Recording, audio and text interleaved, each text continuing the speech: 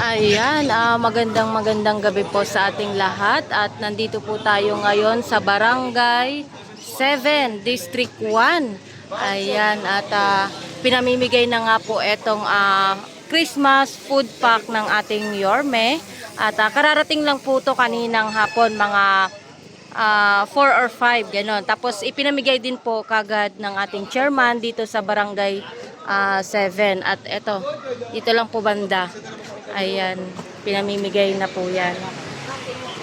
Ayan, ang bilin po kasi ng ating Yorme, pag once na dumating na po yung Christmas food pack ng ating mga kababayan, ay ipamahagi na po ito kaagad at hindi na pwedeng ipabukas, kailangan ipamahagi na po. Kaya yun po yung pinakamagandang mensahe ng ating Yorme. Kaya yung mga kababayan natin or Batang Maynila ay excited na po sila at inaabangan na po itong food pack na ito.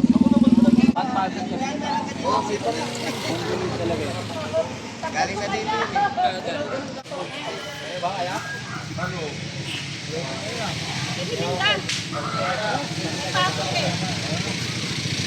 Ay Nay, ano po yung masasabi nyo sa ipinamahagi ng ating Yorme na Christmas food pack?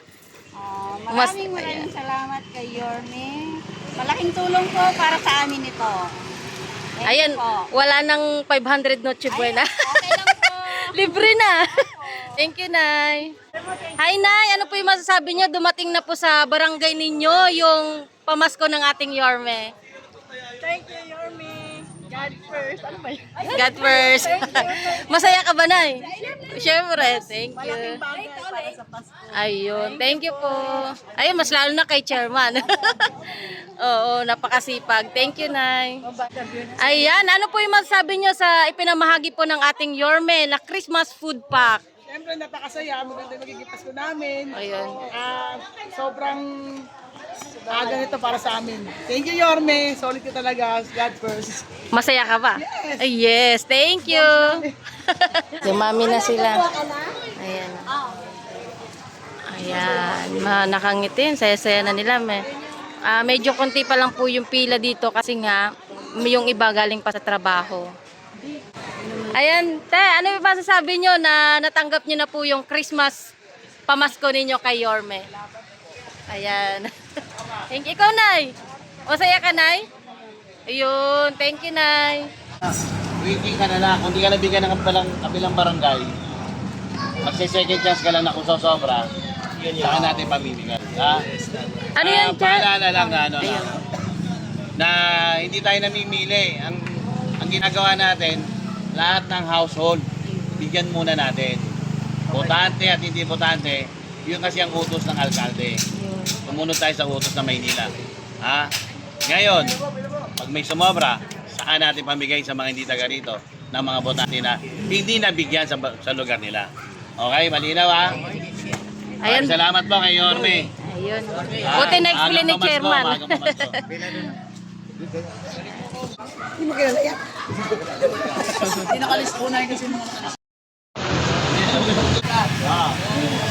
Yung patang kotse. Wala yan dyan eh.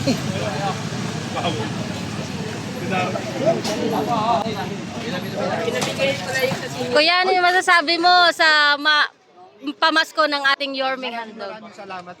Yung bagay ko sa amin. Ayan kay Chairman. Chairman. Thank you.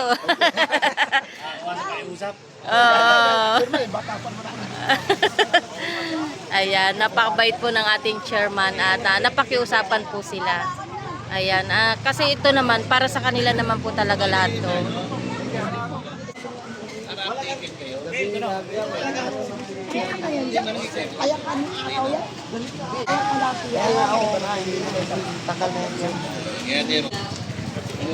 Saan na si nanay? Saan si nanay?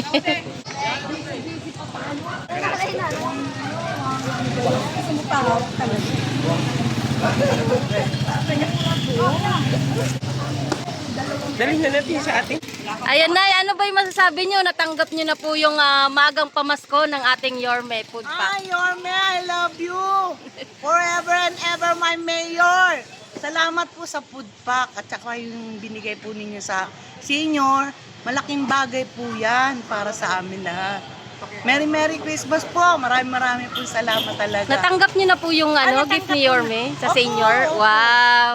Okay ba Salamat sa'yo? po, Maganda na Yorme. yun? Oo. Maganda po, Nay? Maganda. Oo. The best ka talaga na mayor namin. Thank you. Salamat po.